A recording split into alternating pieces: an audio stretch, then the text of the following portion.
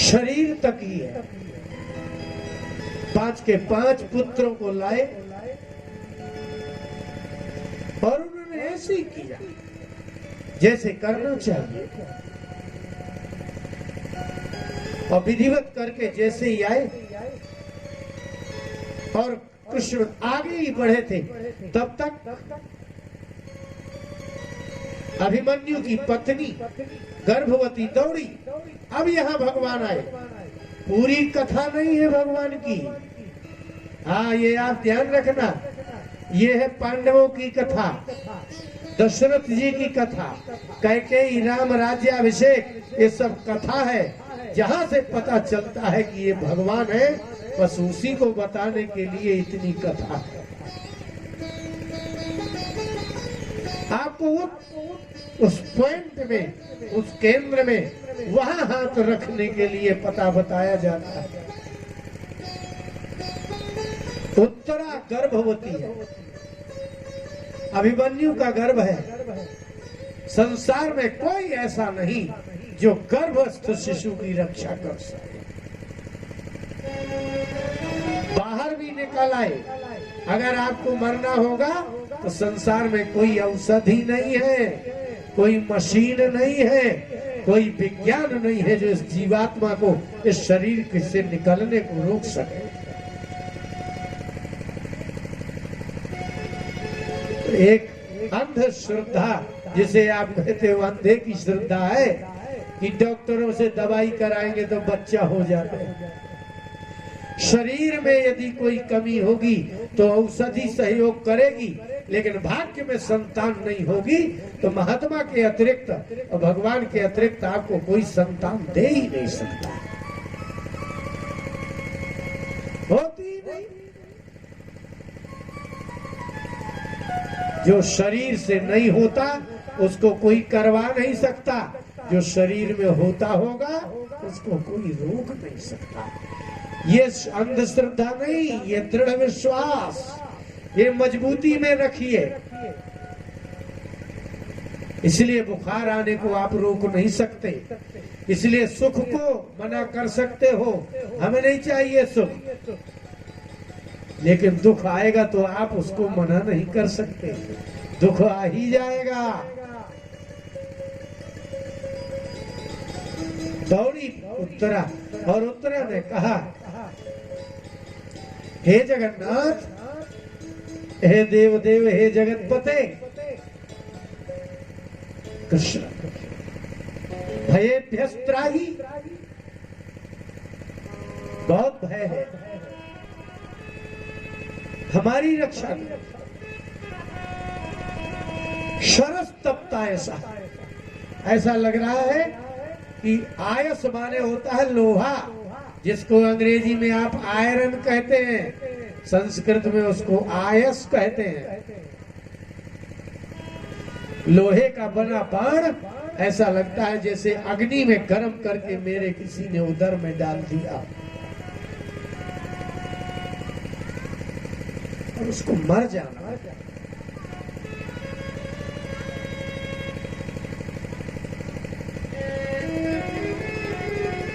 इसलिए अगर अभी मृत्यु होना बाकी हो हमारे परिवार की, द्रौपदी के 5 पुत्र गए, मेरा पति गया, अगर अभी भी हमारे परिवार में कोई की मृत्यु होना हो तो द्वारकाधीश, मेरा पति चला गया, अब मुझे मार डालो, लेकिन माँ में गर्भो निपात्यता, मेरे गर्भ को बचा लो, मुझे मार डालो। भगवान ने अब यहाँ दिखाया कि मैं भगवान हूं। अग्नि के में तपाए हुए लोहे के बाण जैसा अंदर तप तप प्राय गर्भस्थ शिशु मर चुका, इतनी देर तक रहता कहीं है? वही अश्वत्थामा है, जीवित छोड़ा गया, उसी ने छोड़ा है। लेकिन भगवान को दिखाना था कि कोई चाहे भी हमें मारना तो मैं जिसको चाहूं वो मर नहीं सकता, अगर मर गया होगा तो जिंदा कर दूंगा। मर ही गया था।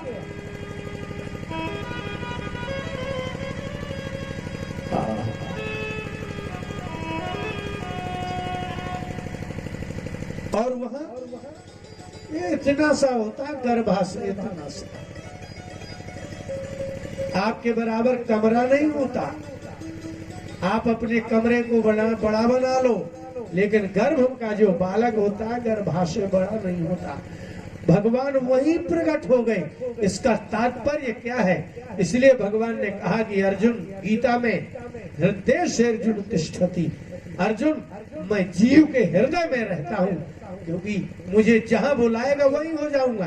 तो जितने में जीव रहता है उतने में मैं भी पहुंच जाता हूँ। यदि जीव को अधिक स्थान नहीं चाहिए तो मुझे भी बहुत चाहिए नहीं। भगवान वही गर्भस्थ शिशु अभिमन्यु पुत्र के सामने प्रकट हो गए और सुदर्शन चक्र से उसकी रक्षा की। सोचने जैसी बात है कि गर्भ में उसका प्रकट होना और सुदर्शन चक्र का भी चलना और वह स्वत्थामा के द्वारा छोड़े गए उस अस्त्र का नाश होना, और ये सब परीक्षित देख रहे हैं। वो कोई होता है भाग्यशाली, इसलिए इतिहास में उनका नाम है जिनको अपने गर्भ की बात याद है, पूर्व जन्म की भी बात याद है किसी? वो जीवात्मा भगवान के लोग हैं। कोई को अपने गर्भ में का याद है और पूर्व जन्म का याद है। परीक्षित देख रहे हैं कि कोई 4 भुजाधारी श्याम वर्ण पीतांबरधारी प्रकट हो गए, चक्र चल रहा है, वो देख रहे हैं, सब शांत हो गया, सब शांत हो गया। लेकिन जब परीक्षित का जन्म हुआ तो उसको सब याद था, सब याद, सब याद, सब याद, बहुत भयानक है। और गर्भ में जितना भयानक है, मल मूत्र जो भी है, उसमें कहीं भगवान का दर्शन हो जाए, वो किसकी कृपा है ये? इसलिए कहते हैं कि अगर उत्तरा ने पुकारा न होता तो परीक्षित को भगवान का दर्शन नहीं होता। इसलिए जो पुकारे दया उसकी है।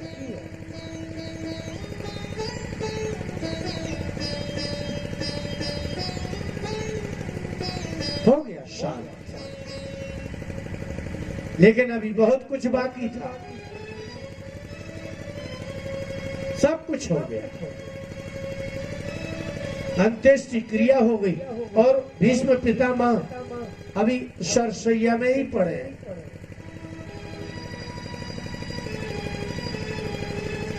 आपको कहीं दुख है?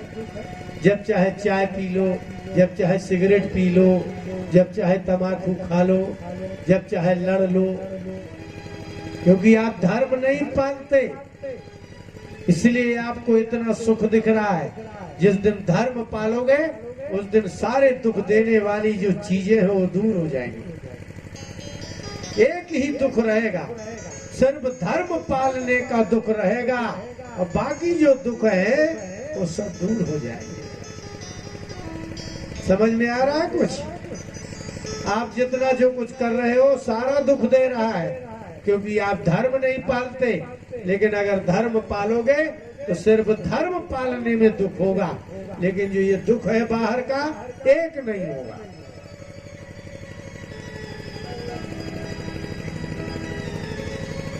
पितामह भीष्म के यहाँ आए, सरसैया में पड़े हैं। इसलिए मैं कह रहा हूं ये कथा है, लेकिन ये भगवान की कथा नहीं है।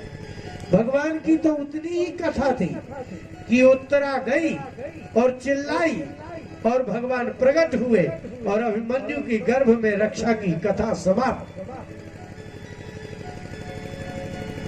और बाकी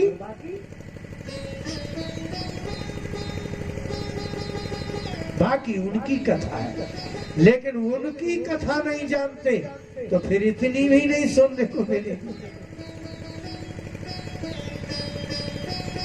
भगवान भी कभी कभी चमत्कार सा करते हैं, लेकिन वो भी अपने के साथ, पराये के साथ तो आप भी मजाक नहीं करते, पराये आदमी के साथ आप भी लेन देन नहीं करते, तो भगवान भी पराये के साथ लेन देन नहीं करते। एक दिन भगवान राम को इच्छा हुई, एक दिन भगवान कृष्ण को इच्छा हुई कि इन बेचारियों को तो चमत्कार देखने को मिलेगा ही नहीं मेरा। क्यों? राम जी ने सोचा कि जब मैं वनवास जाऊंगा तो सारे चमत्कार तो बाहर ही होना है, धनुष टूटेगा, कौशल्या नहीं देख पाएगी, रावण मरेगा, कौशल्या नहीं देख पाएगी। माँ कौशल्या ने पूछा कि तुमने रावण कैसे मारा? राम बोले, माँ जब लड़ाई होती है तो देखने वाला देख ले, वह फिर बता नहीं सकते।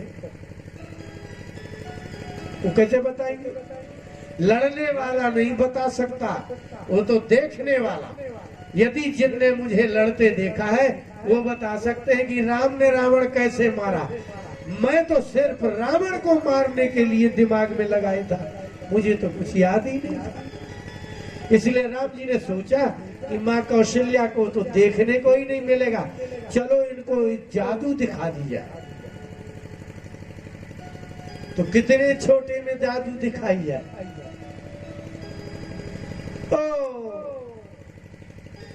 इतने ज्यादा छोटे में दिखा दिया कि विश्वास ही नहीं हो सकता कि ये ऐसा करते हो। यदि राम बड़े हो करके रावण से लड़ रहे हैं और रावण ने चारों तरफ आग लगा दी, सारे बानर चिल्लाए, भगवान ने एक बाण मारा, माया खत्म। हाँ तो सबने देख लिया ना, सब लोग साक्षी हैं कि राम जैसा कोई नहीं, लेकिन अब इतने छोटे में क्या चमत्कार दिखाया, ये तो बड़ी परेशानी हो गई। और इतने छोटे में दिखाएंगे भी तो पता नहीं क्या होगा, लेकिन राम जी ने कहा जो होगा सो होगा, एक बार दिखा दिया जाए। इसलिए बच्चे का चमत्कार कोई मानता नहीं है, जब वो बड़ा जादूगर आता है तो मानता है।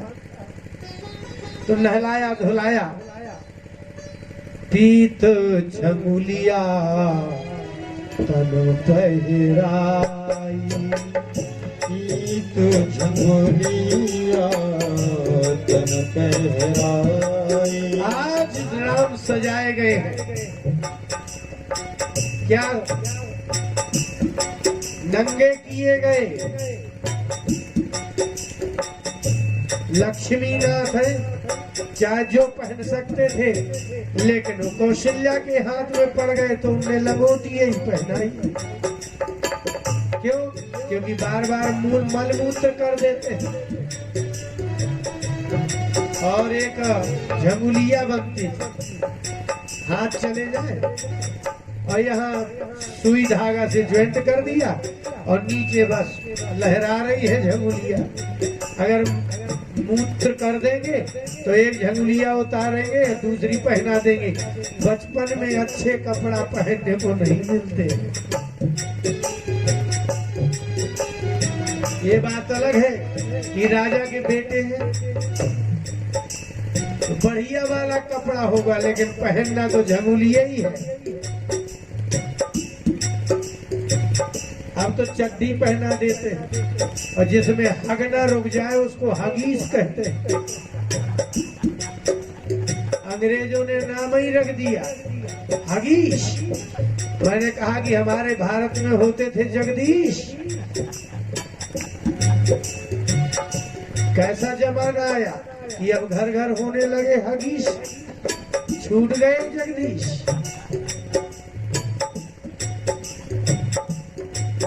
अब इनको, अब ये जो नई नई मम्मी बनने वाली है ना, इनको धोने में शर्म आती है, इसलिए वो फुब्बारा बनवा लगवा लिया है।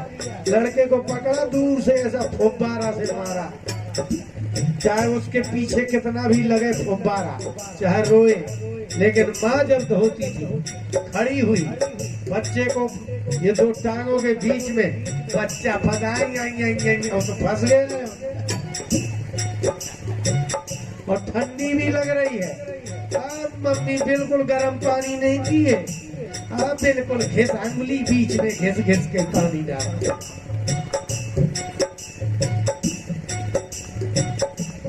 और उसके पीछे की बेचारी कोमल कोमल चमड़ी और ऊपर से फंसा लिया है टांगों में। वो इस तरफ रो रहा है पीछे, तो जब कोई पीछे रोएगा तो क्यों देखेगा कोई? भाई बच्चा आगे रोए तो माँ को दर्द हो, जब उसका मुंह ही पीछे कर दिया रोता रहे, अब काहे का दर्द? ना दया ना दुख। पीत झगुलिया पहराई, पीत झगुलिया कौशल्या जी ने राम जी को नहला धुला के मल के, ऐसे और ज्यादा खतरनाक तो तब होता है जब नाक साफ करती है। उसकी नाक पकड़ लेंगी और बोलेंगी छिड़क, उसने कभी छिड़का ही नहीं है, उसको पता ही नहीं है छिड़कना कैसे।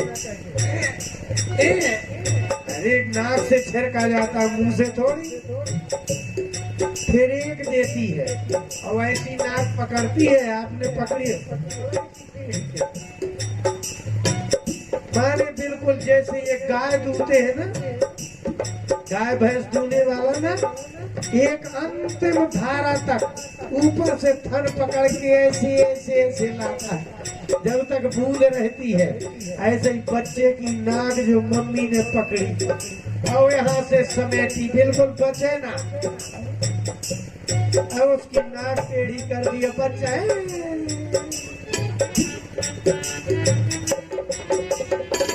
है कोई सुनने वाला?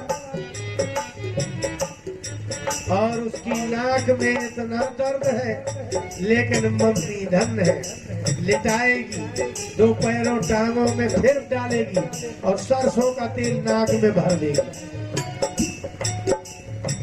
इसलिए राम जी ने कहा, एक भगवान, मैं से अच्छा तो नागदेव में लेटा अच्छा था। ये जब कौशल्या माँ अपने टांगों में लेटा के मलती है तो मुझे नाग शेषनाग में लेटने में इतना डर नहीं लगता जितना माँ की टांगों के ऊपर लेटने में डर लगता है। रगड़ा और रगड़ करके काजल लगा करके,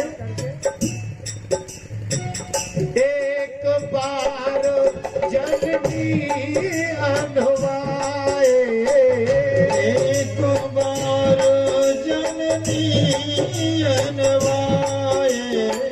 ऐसा नहीं है कि रोज दासियां नहाती थी, ऐसा अर्थ नहीं है उसका।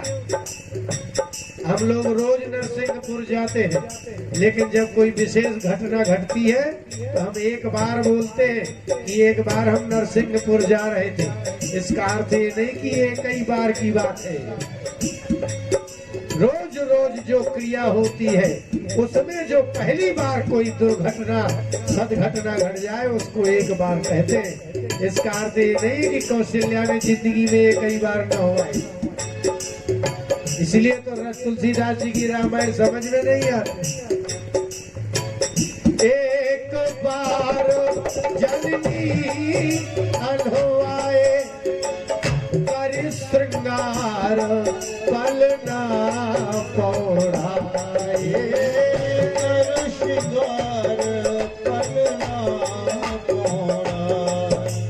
श्रृंगार माने अब माँ की अंगुली इतनी मोटी होती है और बच्चे की आंख कितनी बड़ी होती है, और पूरी अंगुली डाल देती है जब कजरा लगाती है। अब तो लगाती ही नहीं है। डॉक्टर जानते हैं कि अगर ये काजल लगाएंगी तो हमारे आंख की दवा खाने बंद हो जाएंगे। इसलिए गर्भ धारण करती है तो कहते हैं दूध मत पीना, हिलना नहीं, ताकि ऑपरेशन तुम्हें कराना ही पड़े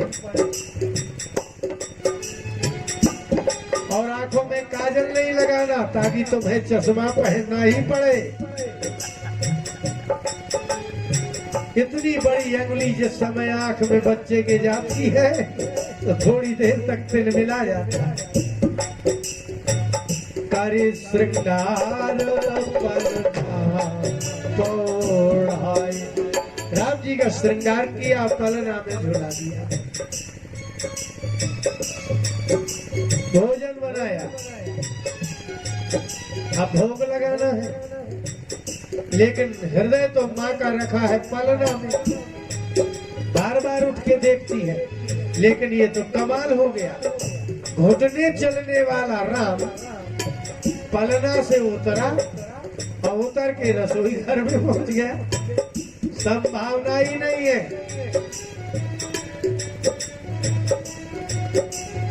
यहाँ वहाँ दुई बालक देखा, मति ब्रह्मोर की आन बिसेखा, ब्रह्मोर की आन बिसेखा। यहाँ वहाँ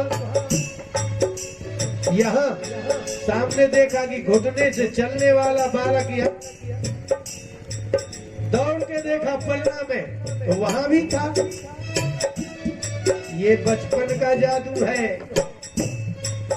पर इसको बात को कोई मानता नहीं है, इसलिए बड़े हो जाओ तो सब कोई मानेगा। छोटे में तमाशा करो तो क्या लगेगा, बोले कुछ गड़बड़ है, भूत प्रेत आ गए, इतना बच्चा क्या करेगा भाई। मति भ्रम मोर की आन बिसेखा, मति भ्रम मोर की आन बिसेखा। कौशल्या को पता ही नहीं चला कि इसी ने किया है। ये भगवान की लीला है। कौशल्या को ज्ञान नहीं हुआ, उनको ये लगा मति भ्रम मोर की आन बिसेखा, कोई भूत लग गए। इसलिए भगवान माँ को दिखाते हैं, माँ अपनी उम्र में तो उनको डर लगने लगता है, बड़े में दिखाते हैं तो संसार उल्टा समझता है। इसलिए वो सिर्फ अपने भक्तों को ही दिखाते हैं, जो भक्त नहीं होता उसको नहीं दिखाते। इसमें पितामह पहुंचे, कहां पहुंचे, आंख बंद किया, सूचना मिली कि कृष्ण सहित पांचों पांडु पुत्रों का अंत्येष्टि संस्कार करने गए हैं। इसमें पितामह ने आंख बंद की, ये तो और भगवान कृष्ण का ध्यान किया, और जैसे ही घर लौटना था तो भीष्म पितामह की ओर चल दिए। इसलिए भगवान को भक्त मुंह से नहीं बुलाते, मन से बुलाते, और आप हमको मन से नहीं मुंह से बुलाते। और मन में क्या रहता है, अब बोले आ गए तो बुला ही लो, बुला लो, बुला लो, आ गए हैं तो बुला लो, और नहीं तो आप मन से नहीं बुलाते। इसलिए भीष्म पितामह ने बुलाया और कृष्ण भगवान ने कहा कि भीम भैया एक काम करें, थोड़ी होते चले, युद्ध स्थल चले, चलिए। वहां गए, सबने प्रणाम किया भीष्म पितामह को, तो भगवान भी चूकेंगे नहीं, वो तो आपसे ज्यादा चतुर है। वो युधिष्ठिर जी के भी पैर छूते हैं, भीम के भी छूते हैं, और वो दोनों आशीर्वाद भी देते हैं। ये क्या है, बोले सांसारिक व्यवहार है। अब भगवान कहां से शुरू होगी, बोले अब दो के बीच बात रहेगी, भक्त और भगवान ही जानते हैं। भक्त जानते हैं भगवान है, भगवान जानते हैं भक्त है, और बाकी लोग क्या जानते हैं, बोले ये इनके मामा के लड़के हैं, और ये बोले इनके बुआ के हैं। पैतृस्वसेय, बुआ के लड़के को कहते हैं संस्कृत में पैतृस्वसेय। स्वसा माने बहन, पितृ माने पिता, पिता की बहन को पितृस्वशा कहते हैं। इसलिए हमारे यहाँ एमपी में कहते हैं कि ये यहाँ की स्वासा है। ये जो स्वासा शब्द है संस्कृत का है, अर्थात ये यहाँ की बहन है। स्वासा माने बहन। भीष्म पिता के यहाँ पहुंचे, भगवान ने प्रणाम किया।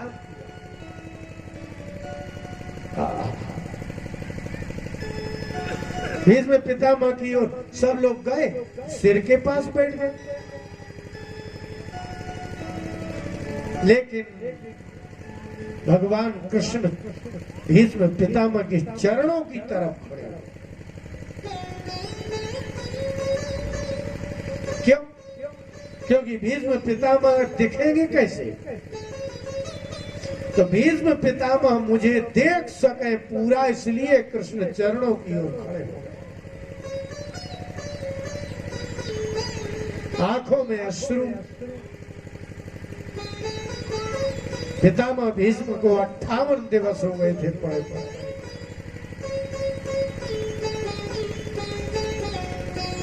पितामह भीष्म ने कहा,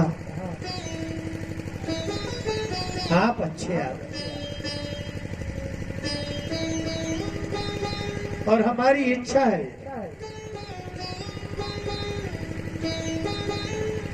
क्या? बोले हमारी इच्छा ये है कि आप थोड़ी देर रुको तो मैं शरीर छोड़ दूं। हम जो भी पढ़ते हैं भगवान के भक्त कहते हैं मैं छोड़ दूं इसको, और आप छोड़ना चाहते बस इसीलिए क्योंकि भक्त नहीं। भक्त हो और शरीर न छोड़ना चाहे भगवान के आगे, इससे अच्छा अवसर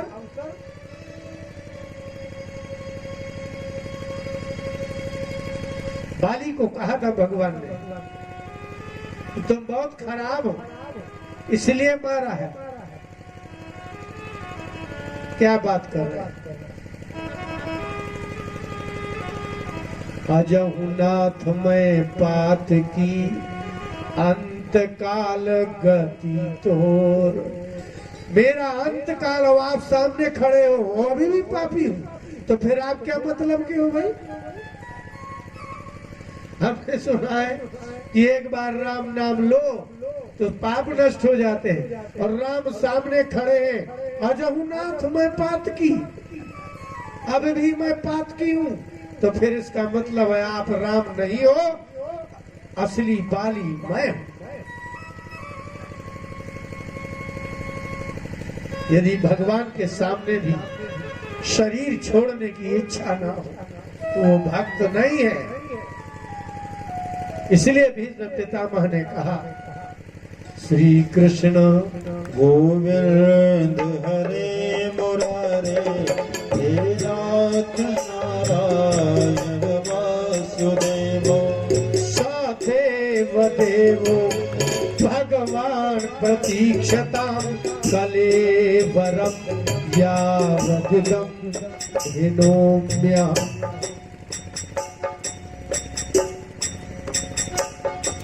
अहम यावदिदं कलेवरम हिनोमि। कलेवर जब तक मैं छोड़ता हूँ तब तक आप यही खड़े रहना चाहिए, जितना जरूरी काम है। सदेव देव भगवान प्रतीक्षता। हिंदी में आप प्रतीक्षा कहते हैं ना। पितामह बोले प्रतीक्षता, आप हमारी प्रतीक्षा कर। भगवान बोले क्यों, अभी क्या बाकी है पितामह? बोले बस कलेवरम यावदिदं हिनोम्यहम्।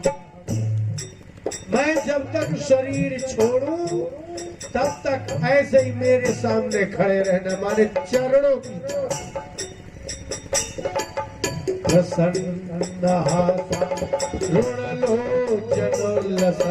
श्री कृष्ण गोविंद हरे मुरारे श्री कृष्ण गोविंद हरे मुरारे हे नाथ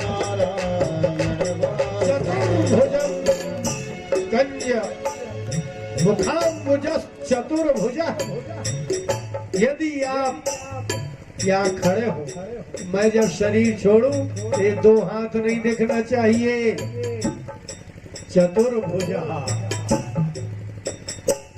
प्रसन्न हासारुणलोचनोल्लसत् मुखाम्बुजो ध्यान पथश्च चतुर्भुजा। अभी तक मैंने आपका ध्यान मार्ग में 4 भुजाधारी का ध्यान किया, तो ये 2 भुजा छोड़ो, 4 भुजा में आओ। शंख चक्र गदा पद्म धारण करो। हे माधव, मेरी प्रतीक्षा करो। प्रसन्न हासा रुणलोचनोल्लसत् मुखाम्बुजो ध्यान पथश्च चतुर्भुजा। श्री कृष्ण गोविंद हरे मुरारे हे नाथ नारायण। बोलो हे नाथ नारायण वासुदेव। हे नाथ नारायण वासुदेव। श्री कृष्ण गोविंद हरे मुरारे हे नाथ नारायण वासुदेव। हे नाथ नारायण वासुदेव। हे नाथ नारायण वासुदेव। ऐसे 2 हाथ हुए। इसलिए बाकी सब कथा है, लेकिन सिर्फ इतना बताना है, बस यही भगवान है कृष्ण। भगवान ने भगवत्ता दिखाई। भीष्म पितामह ने कहा ध्यान पथश्च चतुर्भुजा, 2 से 4 भुजाधारी हो जाओ, हो गए। बस यही है। बाकी तो प्रणाम करते हैं, हंसते हैं, बोलते हैं, आपके जैसे ही चलते हैं, लेकिन वो तो कोई कोई के लिए ही वैसा होते हैं जैसा कोई नहीं हो सकता। बोले भक्तवत्सल भगवान की जय। इसलिए भक्त होना इतना सरल नहीं है, क्योंकि पहले शरीर का मोह छूटेगा तब आप भक्त बन पाओगे। भक्त बन गए तो शरीर का मोह रहेगा ही क्यों। ये प्रेम गली अति साकरी या में दो न समाए। शरीर का भी मोह रहे और भक्ति मिले, शरीर का मोह रहे ज्ञान मिले, शरीर का मोह रहे भगवान मिले, शरीर का मोह रहे वैराग्य हो जाए। ये ऐसा समझना जैसे आग और पानी एक साथ थाली में नहीं ला सकते।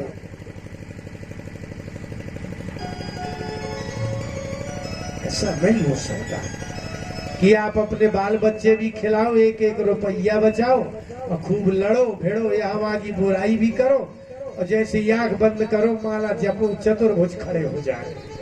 ऐसा होगा। फिर आप आदेश करो, हे भगवान तुम मेरे बच्चे की नौकरी लगा दो, तो भगवान कह रहे जी लगा दूंगा। वरदान मांग लो, बस मांग ले। इसलिए ब्रह्मा जी कहते हैं कि ये रास्ता बहुत कठिन है। भक्त अगर हर कोई होते तो आपकी कितनी किताबें लिखनी पड़ती।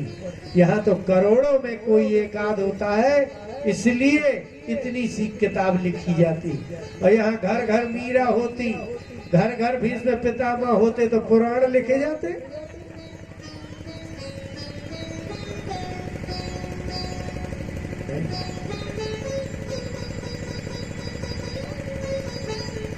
भगवान ने दर्शन दिया, और कैसे?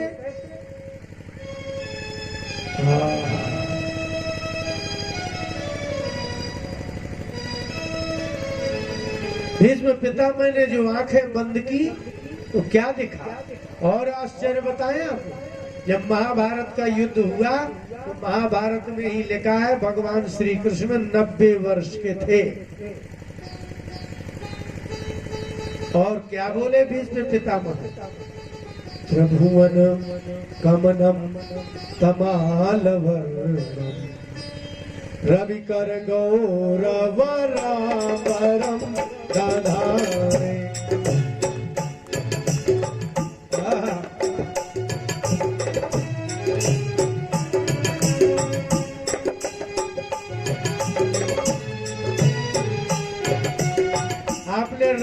की चौपाई गाते देखी होगी, श्लोक गाते नहीं सुने ना, इसलिए रामायण गाना कोई बड़ी बात नहीं है। हमारे गुरुजी कहा करते थे, किसी को पूरी रामायण याद हो वो विद्वान नहीं कहलाता, वो हिंदी है, संस्कृत में आ जाए तो विद्वान कहा जाता है। हिंदी का क्या चौपाई है ना, अभी ये बच्चा पढ़ देगा। त्रिभुवन कमलम तमालवर्णम रविकार गौरवराम्बरम दधा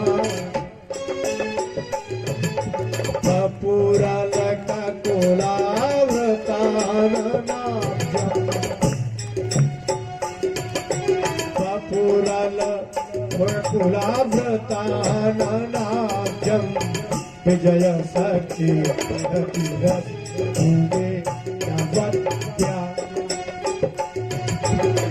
त्रिभुवन कमलं तमालवर्णं रविकर गौरवराम्बरं दधा। संस्कृत में एक भी रामायण, मैं तो कहता हूँ रामायण की चौपाई गाना बड़ी बात नहीं है, नाश किया है संस्कृत का, इसलिए आज रामायण की चौपाई गानी पड़ रही है। अगर संस्कृत जानी होती तो आपके संस्कार नष्ट नहीं होते। संस्कार गए इसलिए संस्कृत, ऐसा नहीं, संस्कृत चले गए इसलिए संस्कार चले गए। आप चले जाओ, संस्कृत के विद्वानों की जो दिनचर्या है वो देख लो, और ये रामचरितमानस के जो पाठ कर रहे हैं उनकी दिनचर्या देख लो। दोनों के संस्कार, दोनों का स्वभाव, दोनों का स्वरूप, दोनों का गुण अलग होगा। भारत से जिस दिन संस्कृत चली जाएगी उस दिन सिर्फ पाखंड होगा, इससे ज्यादा कुछ नहीं होगा। संस्कृत पढ़ने के बाद पाखंड का नाश होता है, नहीं तो चाहे जो कोई बैठ जाओ मंच में, चार चौपाई बोलो, इतना सा बच्चा बैठ गया, कोई कन्या बैठ गई, चाहे जो कहो, क्योंकि वो हिंदी है।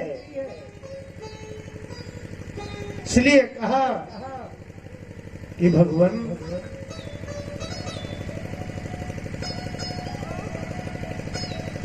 रविकर गौरवराम्बरम दधाने, आप जो पीतांबर पहने रविकर गौरवराम्बर, सूर्य का कर माने किरणों के जैसे चमकता हुआ पीतांबर है,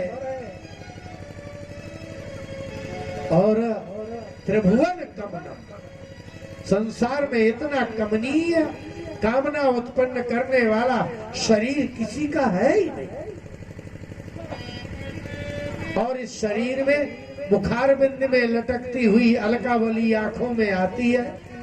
आप ऐसे हाथ उठाते हैं, हे विजय सखे, विजय अर्जुन का नाम है, पितामह ने कहा हे विजय मित्र, आप अर्जुन के मित्र हैं, भले आप अर्जुन के बने रहिए, लेकिन ध्यान रहे रति रस्तु में नवद्या, आपके प्रति जो मेरी रति है वो घटे ना।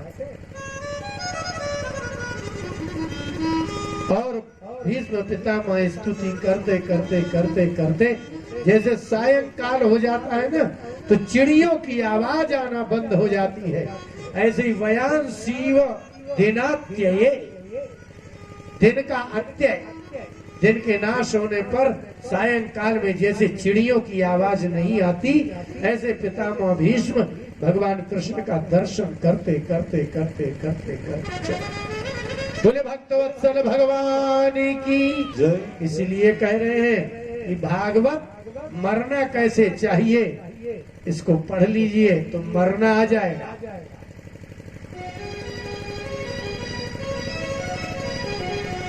सीताराम